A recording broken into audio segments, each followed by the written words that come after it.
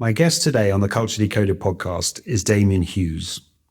From humble beginnings growing up in a poor area of Manchester, learning lessons from a boxing gym run by his father, via a period in Unilever, Damian has spent the past 20 years focusing on what it takes to achieve high performance. Damian has written 8 books ranging from acclaimed biographies of Marvin Hagler, Thomas Hearns and Sugar Ray Robinson to bestsellers on the topic of mindset change and high performance. He is the co-host of the High Performance podcast, is a visiting professor at Manchester Metropolitan University, and is a sought-after speaker on the topics of leadership, mindset, and culture.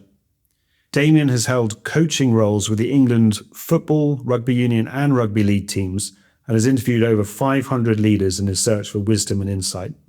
Damian's latest book, Microhabits, synthesizes small, simple, and practical practices from 48 people at the top of their field. I hope you enjoyed the episode. So Damian, welcome. Well, thank you for having me, Charlie. It's a privilege to be here. So Damian, let's dive straight into it and get right to the heart of the matter. With all the writing, speaking, research and work you've done on the area of high performance, what's at the center of it? Have you come up with a realization that there's a central idea or set of ideas that really drives high performance people through their lives and governs everything else? Yeah, I mean, that's a brilliant question, Charlie. And it's one that I've wrestled with for a long time. And when I was doing the High Performance podcast, when we wrote the first book, the publisher or the editor asked me a similar question to what you've just done of like, well, what is high performance if you're going to talk about it in these terms? And I reflected on, we've done over 500 interviews with high performers from across the world of sport, business and the arts. And when we asked them this question, the interesting thing is we've got 500 different answers. We haven't had a single consistent response to this. And I actually think that's at the heart of it, that high performance is subjective. My definition is different than yours. That's different than somebody else's. And so, but to capture it, I'd recount an interview I had with Phil Neville, who at the time was the England Lionesses head coach before Serena Wiegman took over. And he and his brother and some of his old teammates co-own a hotel just opposite Old Trafford at Manchester United's ground. And during the pandemic, they opened it up free of charge for NHS workers to come and get respite care. And I was having a cup of tea with Phil and I complimented him on what I thought was a really generous and sort of philanthropic gesture. And he just said really casually in this conversation, he went, well, you know, in life, Damian, you've got to do the best you can in the moment you're in with the resources you've got. And I said to him, just say that again for me, Phil. And he said, do the best you can with what you've got with the moment you're in. And that to me is what I've sort of carried as the best definition of high performance. That if you can answer those 3 questions, because it is a subjective question, if you can answer those 3 questions, well, if your answer is in the affirmative, you've achieved high performance, doing the best that you can in the moment you're in with the resources that you have. And that really, to me, is a definition that allows high performance not to be the preserve of the rich, the wealthy, the connected, the talented. It allows it to become inclusive for everybody to be able to play their part in doing that. Yeah, that's really interesting. You've anticipated with that last piece one of my questions of that bridge between elite achievement in any field, whether it's cooking, business, sport, whatever it may be, and the rest of us, right? And I think that's really helpful. That Phil Neville quote, though, of do the best you can in the moment you're in with the resources you have, makes it contextual, but also has behind it some ideas about what the best you can look like, right? And a lot of your quotes, and particularly in your latest book, Microhabits, is really about it's about focus and optimization, if I might summarize it. Yeah. You've spoken to, as you say, hundreds of people and interviewed them, and your work's really quite highly praised from some very esteemed characters. It's almost a little bit too simple to say the best you can in the moment you're in with the resources you have. There are some things that do represent better, right? And what's behind all the people you've spoken to? What's shone out for you in terms of what makes the difference between okay and excellent? Or you notably talked about Keely Hodgson's race, where she sort of had that extrinsic motivation where she was going to give herself a new car if she got gold, and she won by 0.01 of a second. There is that difference, not just in sport, but in life, which tends to separate the really high performers. And that almost lies behind the do your best in the moment you're in with the resources you have. It represents context, but it also represents mindset. So can you talk a little bit about that? Yeah, definitely. So to explain what I'm going to say, if it might help your listeners, Charlie, just to offer some wider context, that I grew up in a boxing gym in Manchester. My background maybe sounds a little bit eclectic compared to many of your previous guests, but my dad was a boxing coach, and long before I was even born, he'd founded a boxing gym. Now, if you go and ask 9 out of 10 people to describe their stereotypical version of a boxing gym, they'll often assume it's in some inner city, deprived area. It's often quite gritty, and maybe dilapidated. And that's exactly where I grew up fits that stereotype. It was in inner city Manchester, in a district that was categorised at one stage as being the third poorest in Europe. And I mention that because it hopefully gives you some kind of context about the social deprivation that existed around the place, like the high unemployment, gang culture, drugs and things like that. But the gym itself was an oasis within the midst of that this was a place where there was guys there going on to achieve like excellence within their world, whether it was going off to Olympic Games and coming back with medals or going on to become world champions.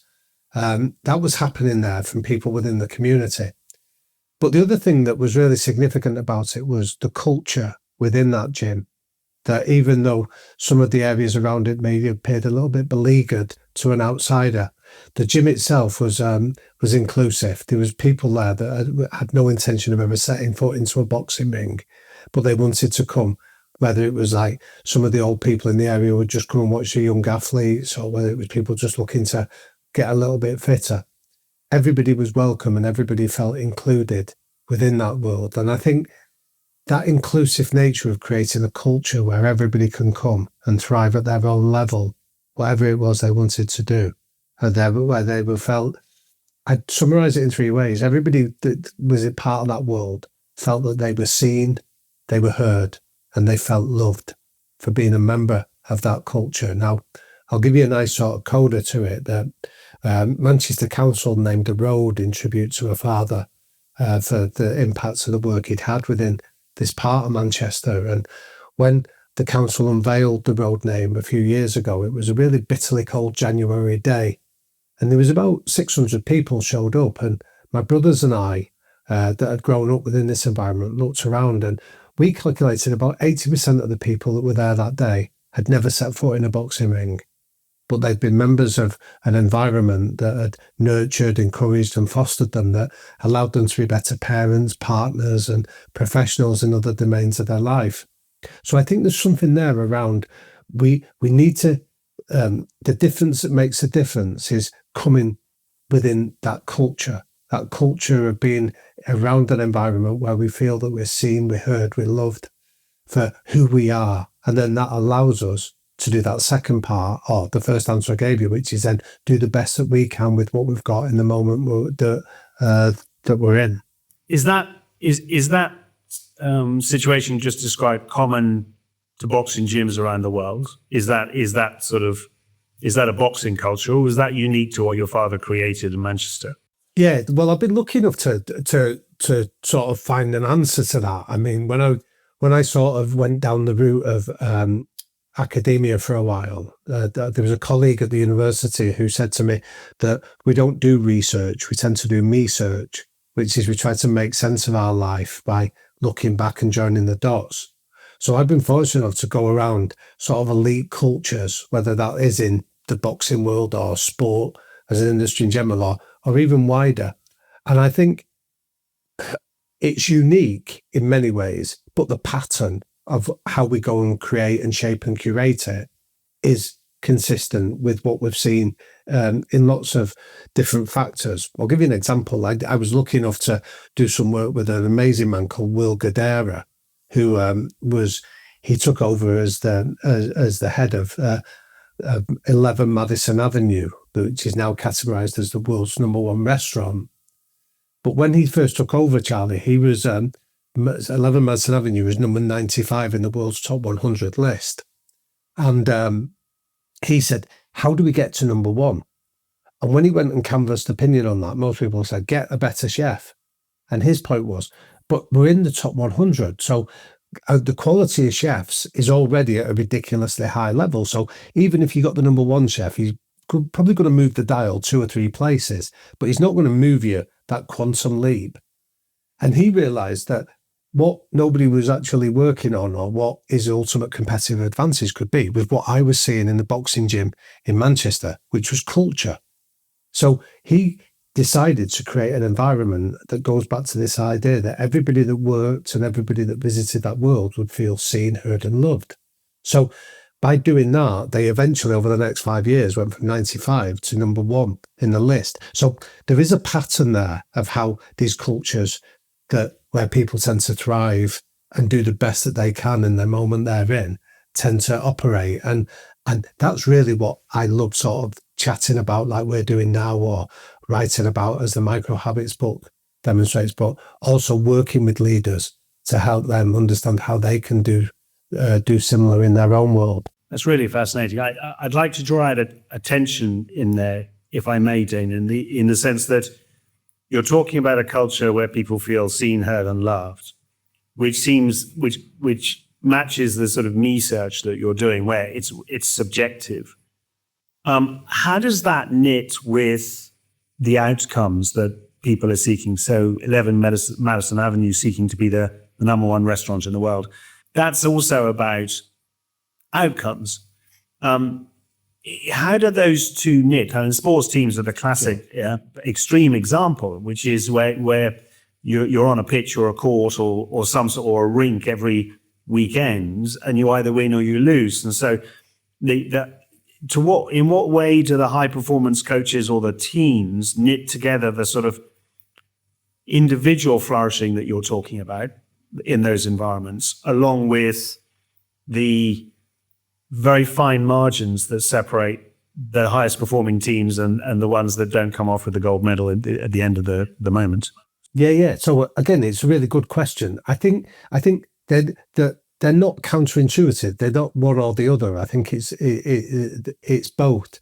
You can have both the process and the outcome. So you can still want to win, but the how we win, how we go about preparing and giving ourselves the best opportunity, is what I see the best coaches do. They're able to dance along that spectrum in a really elegant way. So the stuff around creating the right kind of behaviours and the processes and the habits that we need to have in place, because if you use sport as the example, that you will be performing for just one occasion a week, but it's what you do on the other 6 days that are going to determine whether on that performance day you're in the best place to go and execute and to go after the victory or whatever your definition of success is.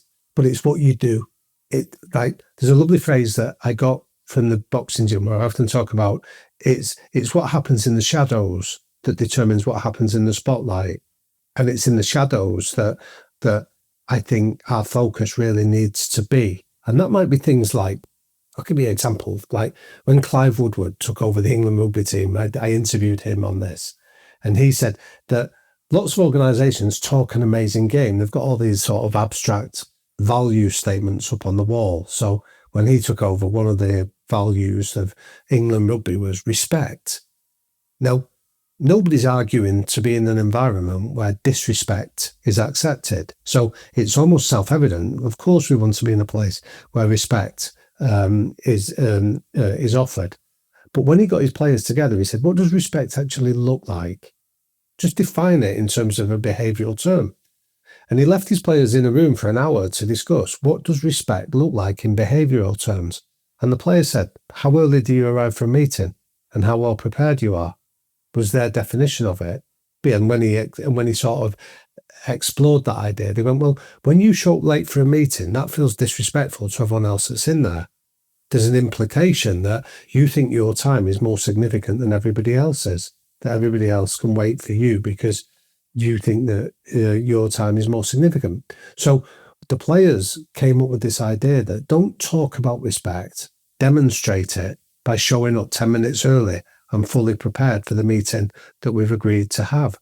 And this is where I think we dance along that line. So if you demonstrate that on a regular enough basis, that eventually becomes a habit. That habit then becomes a pattern of thinking that when you then have to operate under the greatest of pressure, where you have to perform and you're going for the win, that habit of showing up, being prepared, thinking about your teammates is so ingrained that you will do it as a default when you do come under the pressure of going for a victory. So you're saying two things as I hear it, Damian. One is focus on the process, not the outcome, right? Which is get the building blocks right and the outcome will take care of itself, which I think can be related very directly over from the sporting metaphors we're using in business. And the other one, and this is very much my love language, which is don't talk in terms of leadership or culture in abstract terms, but talk about it in practical, visible, applicable behavioral terms. And this has been a big bridge that has existed in many organizations for a long time, is that they're all well-meaning and easy to sign up to concepts, but unless it's lived in everyday behavior and in practical, small, tiny, almost insignificant ways, you're never going to make it real. It's never going to come off the page. And one of the reasons, just talk about myself, I shouldn't really do this on the podcast, but it's relevant, I think, is I actually focused on this topic is because I sat in meeting rooms in the corporate world too many times when statements of values or abstract commitments were made. We all signed, actually physically signed these statements, right, framed them and put them on the wall in the meeting room, and they glowered down at us as no one changed their behavior as a result. And I thought, well, this is ridiculous. You actually have to find a way to change behavior of adults, people who are not in an environment where, education environment where it's sort of, it has to be where it's compulsory. So that's, well, I think if I can jump in there, Charlie, yeah. I think, so sorry to speak over you. I think what you're describing there is a really, really powerful concept that so many of us intuitively grasp it, that it's referred to by psychologists as the say-do gap. So what you say doesn't match up with what you do. And I'll give you a really good example that sort of echoes your boardroom. Was that when I spent time with Toto Wolff, the principal head of Mercedes Formula One, he came into Mercedes and I said to him, what was your first impressions? And he said it was a culture built upon bullshit, if you'll excuse it. And I said, what do you mean? And he was describing the say-do gap like you just did. I said, what do you mean? He said, I saw in big bold letters in the reception area, we pay attention to detail. One of our values is we're attention focused, we're detail focused. And he said, but I sat in the reception area waiting to be met. He said, and I'm looking around and I see a 3-day-old newspaper still left lying around. I see an overfilling waste paper basket. I see dirty coffee cups that haven't been cleared away. And yet this is all happening underneath this banner that says we pay attention to detail. And he went, so that isn't what I hear you say, isn't what I can see with the evidence around me. And he described his success at Mercedes as closing that say-do gap, making sure that everybody understood that what we say is what we do. And that isn't just the preserve of, in his world, the racing drivers or the pit bosses. This is the preserve of everybody, that we all play our part in creating a culture where because that allows trust to flourish. Because if I know you're going to do what you say, now I can trust you. And now I can trust you under pressure. That then becomes on gold dust. So trust as an outcome of standards and behaviors. Well, it has to be. If you think of I think it was COVID, they had the trust equation. what it boils down to is, one is if you understand somebody's intentions, if you know somebody at an intimate level or a personal level. But ultimately, it comes down to this idea of what they say. So their transparency of what they say their standards are, the consistency of then upholding those standards and demonstrating it in every interaction becomes key. I mean, I've been into organizations where I've said to them, I will literally come in and look at it through the eyes of somebody that knows nothing about your world. So you tell me what you stand for and I'll come and have a look at how it works. So I've been into organizations that claim that they're a meritocracy where everybody's equal, but they have reserved car parking spaces for the senior leadership team. Well, that's not a meritocracy. Yes. Or, you work with teams where you go, we're a team, like we've got each other's back. And then you go and watch them when they come under pressure and they're sniping and pointing the finger and throwing their hands up with each other. Well, that's not what you said you would. You said you'd have my back, and that you didn't say you'd only have my back when times were going well. You said you'd have my back at all times. So now I can't trust you. And when I can't trust you, that's where performance almost starts the slippery slope. Trust is such an interesting concept because you talked about it both as an input and as an output of the sort of high performance behaviors you're talking about, but it's also highly subjective. It's probably best thought about in terms of being like a doctor thinks about pain. There's no empirical pain index. Pain is as the patient experiences it. And I see trust very much as the same. We all have our own sort of reference points on trust, and yet it's universal in terms of a concept and as a feature of high performing teams. But I want to come back to that say-do gap that you talked about. I think is really interesting, and many listeners will absolutely resonate with what you're talking about, which is you say one thing and do another. What role is there in that, Damian, of standards? Because there's a say-do gap, but again, there's a subjective element to it. Because I might think having a 3-day-old newspaper on the table, but as long as it's tidy and clean and lined up properly, that's attention to detail. To Toto, that was not attention to detail. So he obviously went in and just raised the as well as sort of make sure that there was a bullshit reduction exercise, clearly, which is fantastic. But also he clearly raised the standards. So and that there's something in all these successful teams and successful people that you speak with and successful leaders. There's something about very high standards, an almost uncompromising nature towards what standards are acceptable and what's not acceptable. Can you talk a little bit about that? Yeah, of course. So again, it's a really good question because I think what you're tapping into there, Charlie, is this idea of we need to be explicit. When I've gone into teams where over the years, say in sport, when you hear that line that you often hear that a manager has lost the dressing room, and you go, well, what does that actually mean? Well, I've been into those environments when that's happening. So trying to understand what does that mean? You sort of crawl through the debris of the previous guy's failures, and in sport, because the turnover is so quick, you can find the evidence that 6 months ago this guy was being heralded as the Messiah, and now he's a disaster. What happened?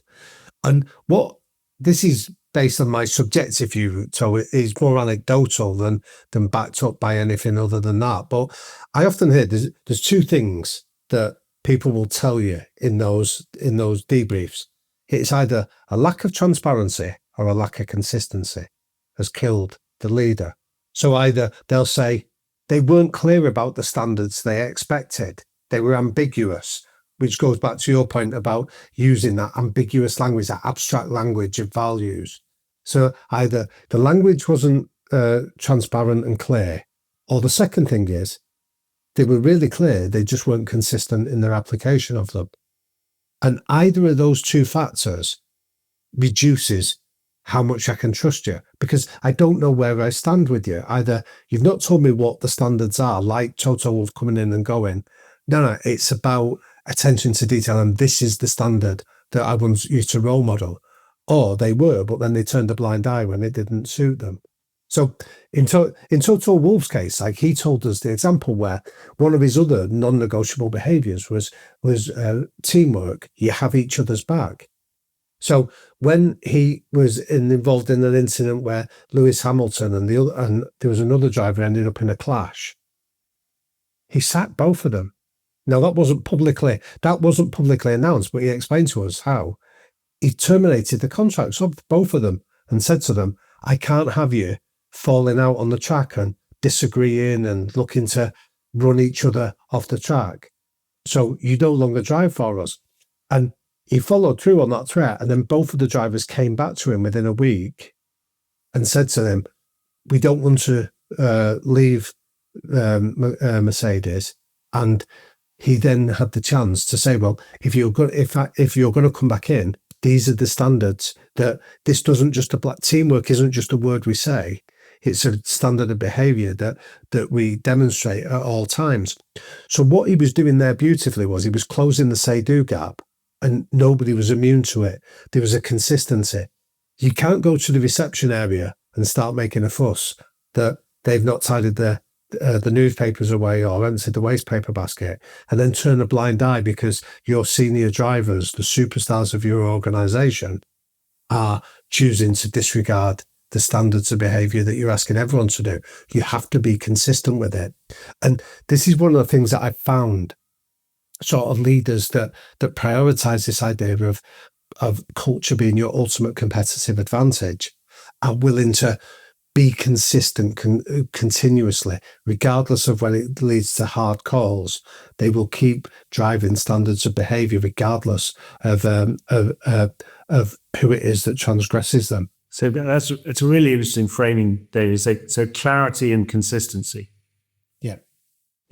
Would you go so far, and I'm putting words in your mouth, but so correct me if this doesn't match. But what I heard in there was also a sort of a willingness to not compromise, an uncompromising nature about this. Maybe that's built into the consistency piece. Is there's no compromise on this. And you use the word non-negotiables. There's a certain sort of sense of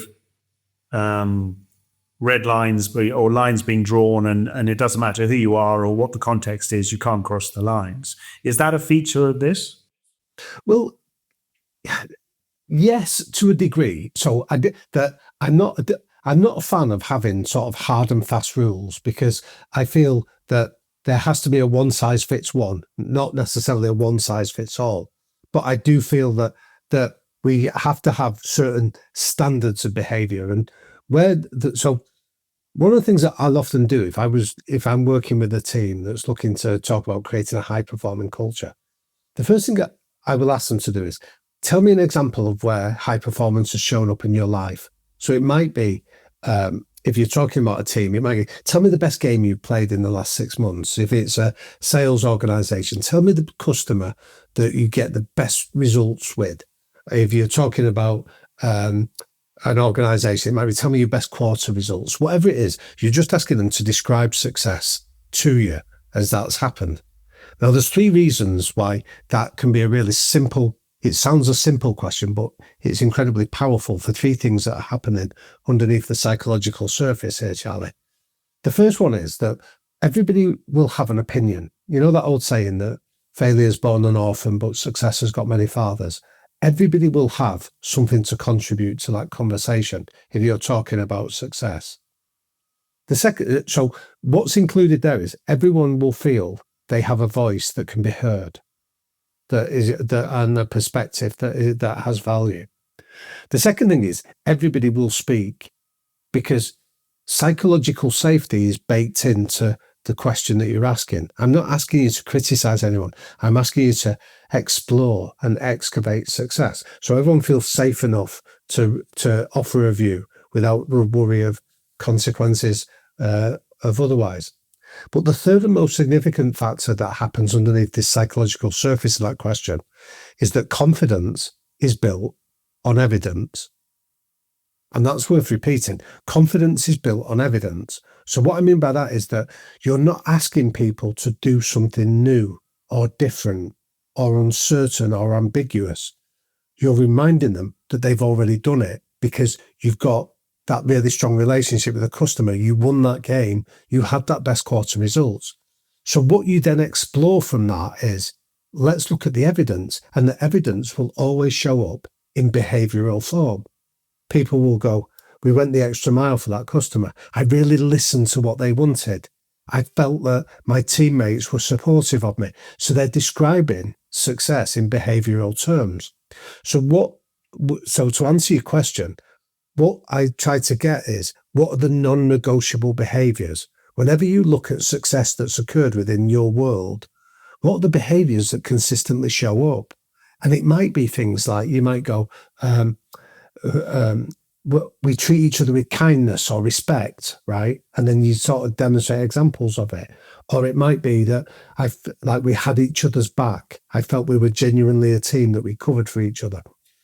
They're the behaviours that show up whenever success occurs. So that's why I refer to them as non-negotiable behaviours, because then you go, we need to enshrine these, and we need to make sure that these behaviours are clearly understood. Now, can people fall short of the standard? Yes, of course they can. And that's where I think the one size fits one becomes appropriate. If it's somebody that's just had a bad day, and you know that generally they uphold and adhere to these behaviours, well, you tend to be more forgiving than somebody that might go out of their way to sabotage them, or somebody that might be going out of their way to undermine them. So that's why I stop short of describing them as rules. I talk about them as behavioural standards that allow everybody to understand this is what we're not prepared to compromise on, because when we compromise on them, we put our success in jeopardy. I would like to make a connection and get you sort of maybe zoom in, because the sort of role of the leader in this is very interesting and obviously critical. And a lot of the people you've interviewed have been leaders of organizations, teams. What I heard from that is that for the leader, there is quite a unique challenge, and it's a personal challenge of self-mastery, I think, which is you're asking the leader to be very, to use your words, so transparent and consistent about the standards that are expected that will contribute to being a winning team or high performance team in some way. And the flexibility of mind and context to be able to understand the individuals, create a psychologically safe environment where people feel that they can contribute and actually are seen, heard, and loved, as you said. That strikes me as from a leader's perspective who is under 1,001 pressures on a day-to-day basis, in whatever context they're in, to be quite a personal challenge that requires a level of self-mastery that is not common. So can you talk a little bit about that in terms of the people you've spoken to and your own experience as well? Is that I can imagine doing one or the other is relatively straightforward. You can create transparency and consistency around rules, but you become inflexible and dogmatic and a bit of a dictator. And on the other hand, you create a psychologically safe, inclusive environment, but without the rules or without the standards and the consistency, and you get a very happy team, but you might not get a high-performing team. So there really is quite a mental challenge there, or a mental mastery challenge for leaders. Talk a little bit about what you found or what you've experienced about that, please. Well, again, I think you're picking up on a really astute point here, Charlie, that I'd say this to lots of people: be careful of anyone that comes and offers you a formula. Do you know what I mean? Because Indeed, that's my point. Yeah, like here's the formula of what great leaders do. Well, if there was a formula, we'd all just be doing it. So be careful of anyone that does that. I think it is subtle, it's nuanced, it requires that dance along a spectrum in many ways, that I think the best leaders can do it. I think I like quoting Edgar Schein, like the godfather of organizational psychology in many ways, who says, leaders, your job is to create culture. And because culture is driven by behaviours. Behaviours drives results, and results on what you get judged on. So for many ways, as a leader, it's about enshrining these behaviours and then role modelling them for the rest of the organisation. So in terms of tactics, in terms of how you get there, in terms of some of the more subtle nuances. If you've got a team that is adhering to the behaviours and you know they've already got the talent to do it, there's almost that ability that your job is to zoom out as well as to zoom in on the detail. I remember many years ago working with a coach, and we were in a coaching box. It was a rugby coach I was working with, and this distinction really sort of stood out for me, that the team that I was in the coaching box for were getting beat, and there was about 20 minutes to go. And the head coach turned to his assistants that were also in the box, and he said, "Have you got any ideas for what we think we do?" And both of his assistants went, "There's 20 minutes left." And I remember being in that box thinking, I could have told you that. And I have no technical knowledge of the sport that we're playing. So what they offered was time telling, not truth telling. And the point I made to the coach there was that, because he was frustrated by their apparent apathy. And I went, "You've created that environment though. You've created that environment where they don't feel psychologically safe enough to offer outlandish ideas or to challenge your view of the thinking. So their safest response they can give you is to tell you something anodyne like, there's 20 minutes left in this game." But that's a result of the culture that you've created long before you find yourself under the pressure of needing their responses, because you haven't invited them to come into the room. You haven't tapped into their knowledge, their wisdom and experience of how to be a better team. So there's a quote that I sometimes use, but I'll explain the context of it. It comes from an amazing man called Cheeky Begiristain. He was the director of football at Barcelona Football Club. So he was the man responsible for the recruitment of Lionel Messi and Xavi and Iniesta and Pep Guardiola when they were at their pomp. And I interviewed him once, and he had this lovely line, Charlie. He said, "Talent will get you as far as a dressing room door. Behaviour decides if we'll keep you there or not."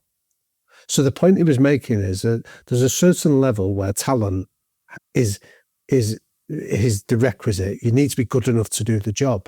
But then after that, your role as a leader is to create the environment by understanding the key behaviours that allow people to thrive in it. So there's almost a demand, I suppose, for these leaders that can dance along that spectrum, is you need to zoom into the detail to know, are you good enough to do the job? Do I need to help you, coach you, mentor you, nurture you to be able to do the technical aspects of the job?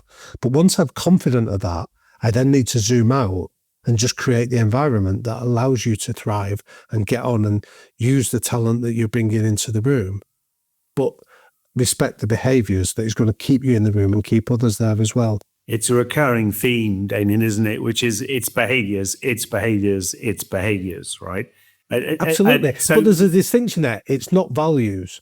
It's not values. So what you've just said there is a bear trap I see lots of leaders in organisations do, because the easy conversation is to talk about values, because a value is often so abstract and it's at such a high level, it's impossible to argue against it.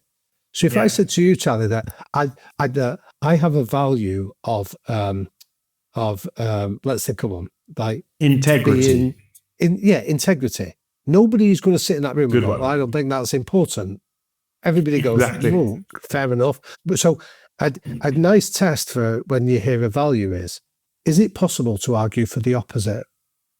And if your answer is no, I can't really form a decent argument why a lack of integrity is going to be helpful, it's at such an abstract level that the only thing people can do in that room is nod in agreement and assent. But not change anything as a result, right? Exactly. But if we drill it down and go, what is the behaviour that demonstrates I have integrity?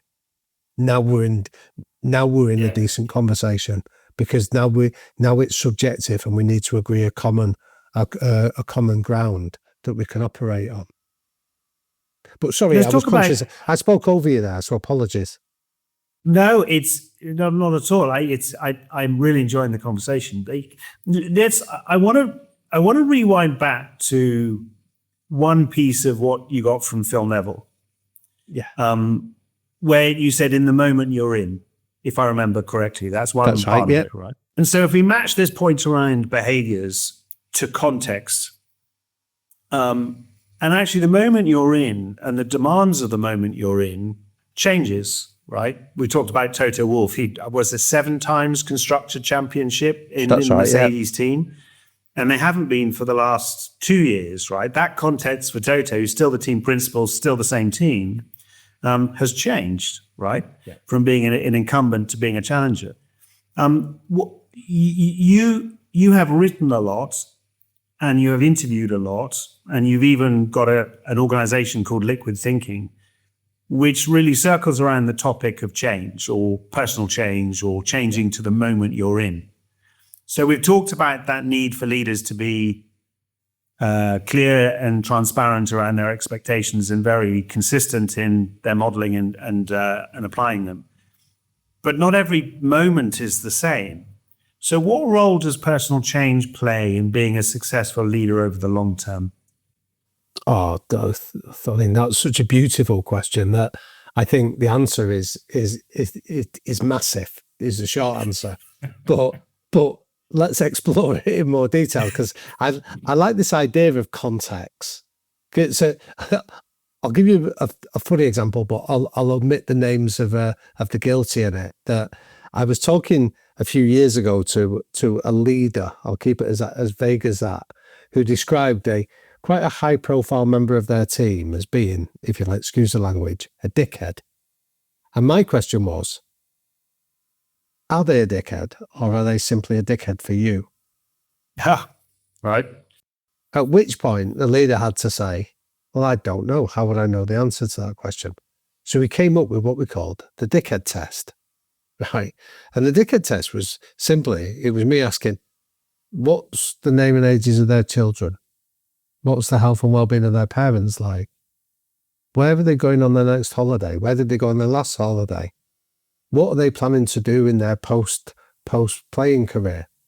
What's their health and well-being of the parents like? I think I said that one. But it was a series of questions that they weren't intrusive. They were the kind of questions that would come by that social glue, that interaction of just being interested and curious about somebody else. Now, what was interesting in the case of this particular leader I'm describing, they couldn't tell me more than 30% of the answers to my relatively anodyne questions, which led us to the conclusion that maybe they're just a dickhead for you then. Maybe your relationship is so purely transactional that you're overdrawn and you're getting the feedback that they just don't want to engage at the level that you're operating. You're constantly making demands on them rather than necessarily offering them any significant value.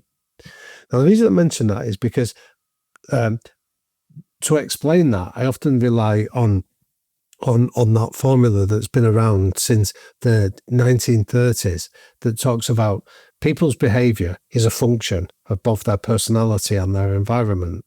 So who we are or how we behave is a result of who we are, but where we are as well. And I think we often overlook the where we are bit because we're too quick to label people like they're a dickhead, they're a problem, they're a trouble causer, they're a cynic, they're a dinosaur. Think about all the phrases we use. I mean, I go into the corporate world enough where I still hear that Jim Collins phrase being used by leaders of you're on the bus or off the bus. That's very common. Yeah. And you go, well, what you're hearing leaders do there is absolve themselves of responsibility. They're saying it's also up to very you coercive. Yes, exactly. But what it doesn't allow them to do is to go, why are they not on the bus? What does that say about you as a leader that they don't want to get on a bus that you claim to be driving? And it absolves them because it's on you, not on me, which stops that level of deep reflection happening. So what I encourage leaders to do is to often go, well, let's explore it. If you think of addiction therapy uses that beautiful acronym HALT and say, if you see an addict regressing, ask yourself, is this person I'm looking at hungry, angry, lonely, or tired? And if the answer to any of those is yes, there's a good reason why you're seeing that regressive behavior. I think when you see somebody within a culture being difficult or being cynical or being distracted or belligerent or any of these things that would label us to know they're a cynic, they're a dinosaur, stop and ask yourself, do they feel safe? And the acronym that I use there for safe is, first of all, do they feel their status is being respected? Is age being used as a stick to beat them with, or is it being recognised as you're bringing experience to the party here? So your age, all the different elements that make up our status, is that being respected or denigrated? The second one is, do they have a sense of autonomy? Do they have a voice that is being listened to and heard and respected, or are they just being dictated to and spoken at? The F bit is about the friendship group. Can you offer them social proof to demonstrate that change is possible and it's safe and you're likely to be successful? We know that the biggest predictor of your health and well-being is your social circle. You know, the Framingham Health studies that were conducted in the 40s, 50s and 60s told us that if you hang around with obese people, your likelihood of obesity increases. Hang around with people that drink more than the national average, it normalizes the behavior. So if you can offer people social proof from friendship groups and people they respect to go, they've embraced change successfully, so can you.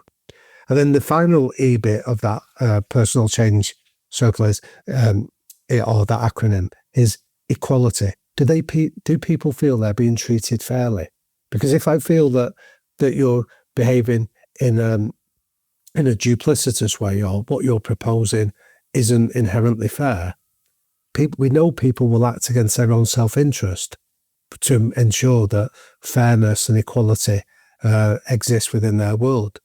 So when we talk about personal change, I think sometimes we need to get away from this personality-led thing of they're difficult, and instead think about the context with which change is being proposed, and then that forces us to look at it at a deeper level and through slightly different lenses. Thank you for that. It's also reversing the mirror, or rather, it's converting a window to a mirror, because a lot of leadership mantra is about how you affect others, what you do to others, and how you your treatment of other people. But what you're talking about, and you use the word reflection, what you're actually talking about is holding the mirror up to oneself. And instead of pointing a finger or blaming or thinking, the worst title in the world, in my opinion, is a director, because it means that when you get promoted to the rank of director, you think all you have to do is direct. In fact, the biggest challenge is that reflection that you're talking about, which is, how is it that I am contributing to this situation? And Jim Collins, you mentioned him and his bus analogy. He also had this great model, which was the difference between good to great companies. Great companies have level 5 leaders, and level 4 leaders are those that when something goes well, they look in the mirror, and when it goes badly, they look out of the window for someone to blame. Yeah. But level 5 leaders are those who do the opposite, which is when something goes well, they look out of the window for someone to congratulate. And if it goes badly, they look in the mirror to see how they contributed to that. So what you're talking about is a muscle of self-reflection. And that's slightly what I was trying to get to before, Damian, which is, in order to adjust to context, or really to be a great leader, you have to just as much hold the mirror up as you do to look out of the window and see how you direct others. So what has that come out from your conversations from all of these hundreds of people? Yeah. That reflection muscle, how much has that played out in your conversations? Oh, the best leaders come at this from a place of humility. And again, I think that's a word that sort of gets bandied around a little bit too liberally these days. I think people assume that if I say I'm humble, that means I'm humble. But never trust anyone who says they're humble. I mean, it's like that old saying, isn't it? Like, don't trust anyone who tells you can trust me. Do you know what I mean? And like, anyone that tells you you're humble, well, you don't need to say it. And I remember, like, I've had this argument a few times with, like, over the last decade or so, like New Zealand Rugby Union have done really well. And there's a phrase that comes from their world of they sweep the sheds. And now I know why New Zealand sweep the sheds. I've been there. I've been lucky enough to work with some of the key architects behind it. because humility is stitched into their culture. And the behaviour, as we said earlier, is just tidy up after yourself, leave somewhere how you found it, is how they define humility. But when I hear people go, oh, we sweep the sheds, and you go, why? And they go, because New Zealand do. Well, that's not a good reason. You're just copying. You're just copying and pasting. Or the other thing is when people do it and then post it on social media. You go, no, that's not the point. You don't sweep it so you can tell people that you've done it. You just do it because it's obvious. That's just what we do. So, sorry, that's a bit of an aside there, a bit of a rant, but the best leaders come out this from a place of humility. So let me offer you, if I may tell you, my definition of humility that I've seen from the leaders I've been lucky enough to work with. If you think of it like on an axis, with like on one side of the axis is your levels of confidence, and on the other axis is your depth of knowledge. I see there's 3 stages of humility. The first stage that the best leaders get past as quickly as they possibly can is what I call peak idiot stage. And peak idiot stage is where you have high levels of confidence but low levels of knowledge on a topic. So you see this when programs like those talent shows like X Factor used to be on television, and the bit that if I was ever in the room, I would always stop and watch it, was the opening few weeks when they'd have like people showing up for the auditions, because the entertainment came from the peak idiot stage. Somebody saying, oh, I can sing like Mariah Carey. And then they get in front of the microphone and they sound like a cat being strangled. Peak idiot stage is funny when you see somebody else at it. It's terminal if you're a leader. If you think that my confidence is enough to carry the day. The best leaders get beyond that and they enter what I call the second stage, which is the valley of humility. And the valley of humility is where you realize how little you know. So your confidence dips, but your depth of knowledge starts to increase because you're curious, you're asking questions, you're seeking feedback, you're reading widely, you're exploring topics at a greater level. My best definition of this that I ever heard was, I was fortunate enough to spend some time with an amazing man called Nims Purja. And I'll just explain the context of him. He's an amazing guy that grew up in Nepal, and he joined the Gurkhas regiment, and then he became the first member of the Gurkhas to become a member of the British Special Forces. Right. So one of the ways, just interestingly as an aside, he trained to become a member of the British Special Forces was he would watch British sitcoms because he wanted to understand British sense of humour so he could integrate within the unit. He understood the value of humour within that. He served for 7 years in the British Special Forces, and then he left and he became the first man to scale the 14 highest mountain peaks on Earth in a world record time. So prior to Nims, it had been done in 6.5 years. Nims Purja scaled them in 6 months, to give you an idea of the scale of his incredibleness. But when I was speaking to him about this, because he'd never climbed a mountain despite growing up in Nepal, when he'd never climbed a mountain until he became a member of the British Special Forces. And he had this lovely line, Charlie, that I think will resonate with you. He said, your ability to be world class at something depends on how long, how comfortable, and how willing you are to be shit at it for.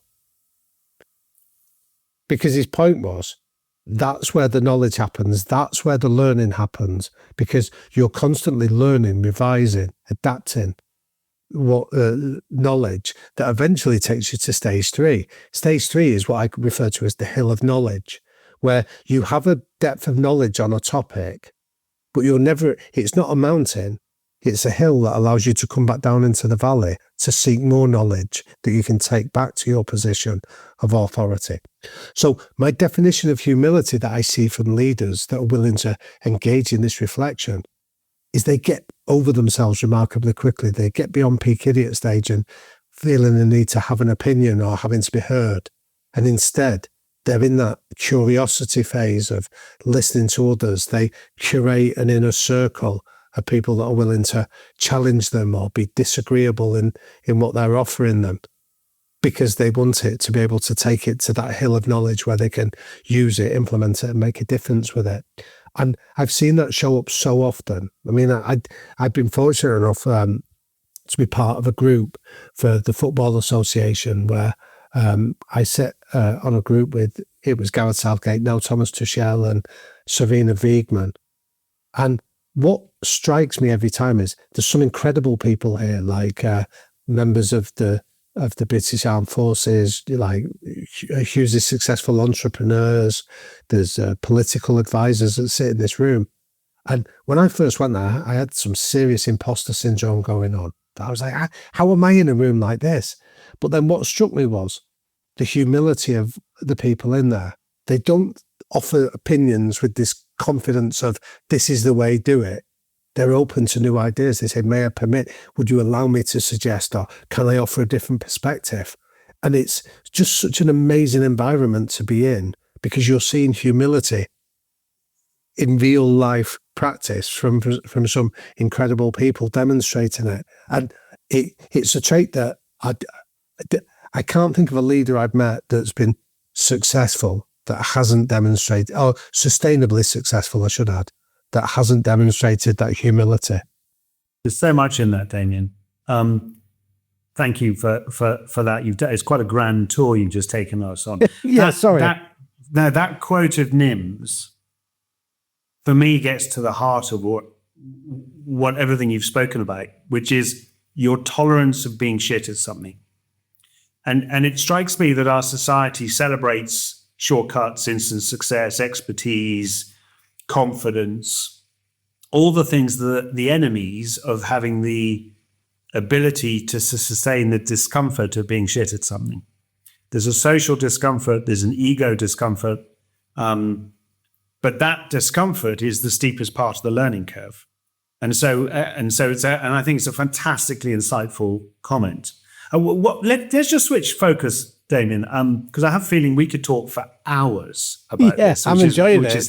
Which is really wonderful. Let's talk about you for a second. So you talked about growing up in Manchester as part of a sort of boxing community. Yeah. But you now sort of focus and have focused for the last decade and a half or so around high performance, studying it, being part of it, learning about it. What's the driving force behind this? Because you're clearly, fascinated with it. You're learning all the time. You're writing numerous books, and your most recent one for me is almost a summary of everything you've learned so far. Where does it come from?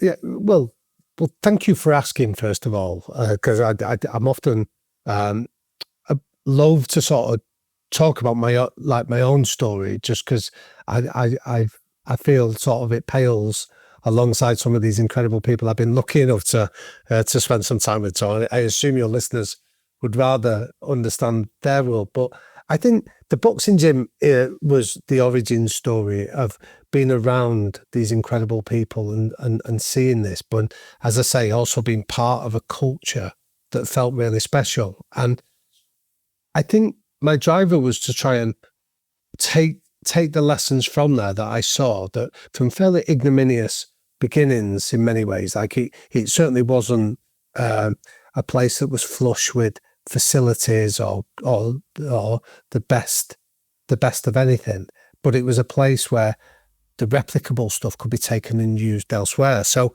when I worked there with my dad for a long time, and then I went to night school, went on to university, and then my first proper job, I thought I needed to get a proper job. I'd met my girlfriend, who's, I'm proud to say, my wife now, there, and she was from a different world where her dad was sort of like a national account sales manager.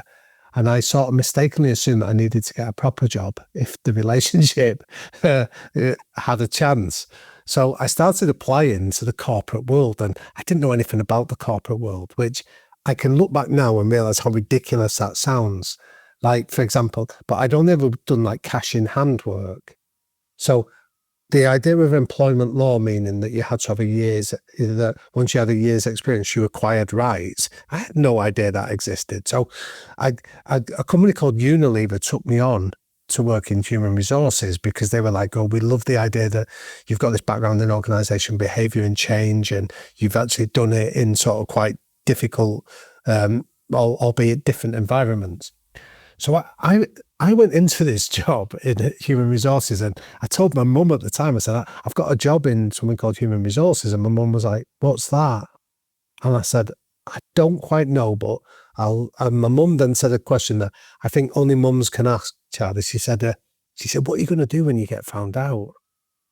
And I was like, I don't know. So I went in with this fear of getting found out, the imposter syndrome. And when my boss used to call me in, this was until I sort of got an understanding of the context. When my boss would call me and say, can I meet with you tomorrow? I assumed he was going to just pay me off for the end of the week and my job was over. So for the first while, I went in just assuming that was the way it was and realized that obviously it doesn't. But I think what that gave me was like a freedom, because I didn't come from a conventional background. So trying to introduce change in a way that wasn't using, I wasn't from a place where abstract values were ever spoken about. It was behaviours.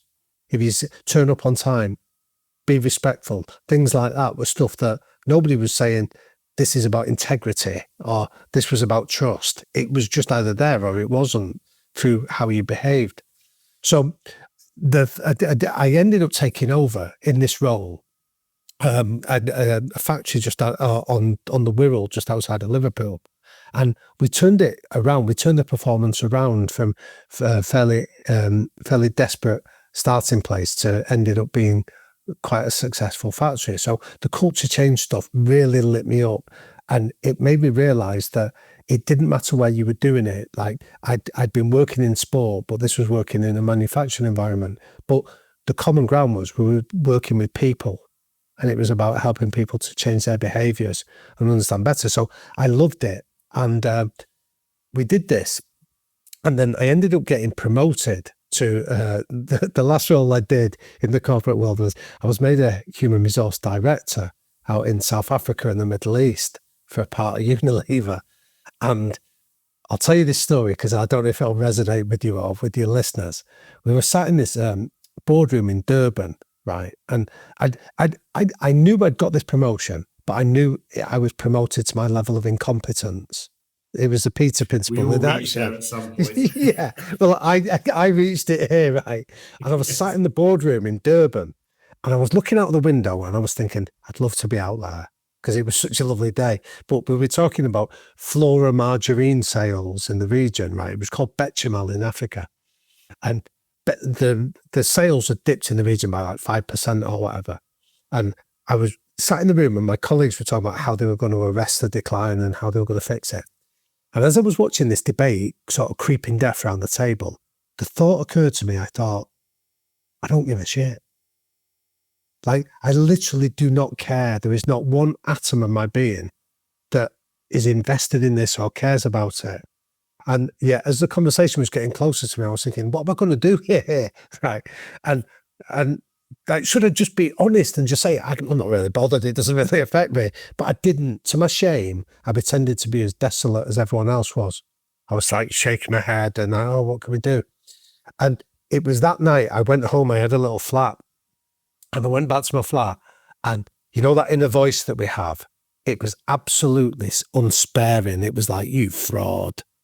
You like, what are you doing, you clown? And I didn't sleep at all that night because what worried me was I'd found myself boxed into a role where I wasn't passionate, I didn't care, and I was pretending to care about things that didn't interest me. So I often say this, I mentally resigned that day. It took me another few months to pluck up the courage to actually follow through with my handwritten resignation. But I realised that my passion was about helping create and shape and curate sort of high-performing cultures and helping leaders do that, not sat in sort of boardrooms talking about the outcome. I wanted to be shaping the input of how we get there and do it. So that was over 20 years ago now. And so that's really my passion in doing that, of helping leaders do it. That's what lights me up. It takes me back to being that kid in the boxing gym. You know, and I've been really blessed in that 20 years. I've worked for like the England rugby team, the Scotland rugby team, working with the England football team now.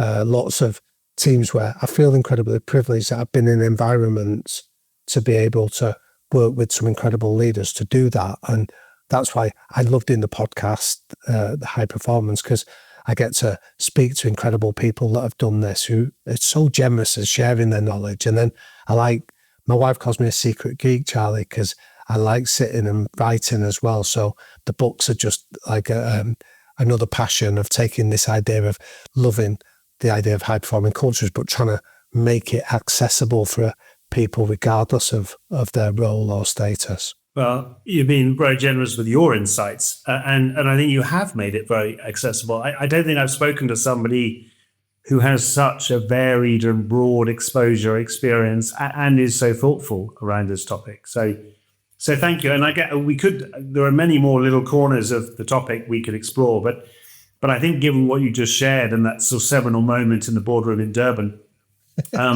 I should ask you the final question, which is, Go on. is coming. But so if you were to summarize your philosophy or your experience around leadership or around your working life so far in the essence of a song or a piece of music, what would it be? Yeah. Well, when you asked me to think about this, I'll tell you the first thought of two quick stories. So I went to a Catholic school when I was a boy, where we had nuns, and every Friday afternoon we had to do like hymn practice, where we'd sit and we'd have to practice the hymns for mass on Sunday. And the head teacher of the school was a nun called Sister Mary Birchmond, and every week she used to come over to me and she'd say to me, "You can stop singing and just listen to the others." Right. Hey, just so we're clear, I'm not expecting you to sing. I just need you to name it. Yeah, but I'll tell you, this leads into the second one. So I remember telling my mum at the time, who thought this was hilarious, but the idea of having to sing a song is something that I love singing, but I'm rubbish at it, because Sister Mary Bergeron's told me. So when I started working for Scotland Rugby, one of the inductions was you had to stand up in front of the group and sing a song. So I chose like a folk song from Manchester. So the boxing gym I grew up in was from Collyhurst, a part of Manchester that I was describing earlier. So there's a song that my dad used to sing called Collyhurst Road that I did for them. So I was going to offer that, but then I thought that's too subjective. So what I'm going to offer instead is, the Snow Patrol song, Just Say Yes. Yep. I'm going to offer that instead, because I think to capture the idea of the last 20 to 30 years of what you could loosely describe as a career from my end, I think that philosophy of just say yes, of sometimes thinking, I don't know what the answer is, but I'll just say yes. I don't quite know how I want to get there, but I'll just say yes, because I found that just by saying yes and throwing yourself into it, you find that you can explore and try and find an answer, but it leads you to some pretty interesting places. David, that's a great place to finish. And don't worry, I won't ask you to sing it. But that's a great place to finish, and a lovely sort of settling idea to everything you've shared. Thanks so much for your time, your insights, your stories, and thanks for all the writing and speaking you do. I think it really adds to the whole canon of what we talk about in terms of culture. So thanks for joining us. Well, thank you. And can I just say two thank yous? Like, one to you above all, Charlie, because I know, having sat in your chair, how sort of it takes real skill to do this. I don't think I have it, but I know when somebody does have it. So I think thank you for being so kind and considerate and curious. But also thank you to anyone that's been good enough to listen.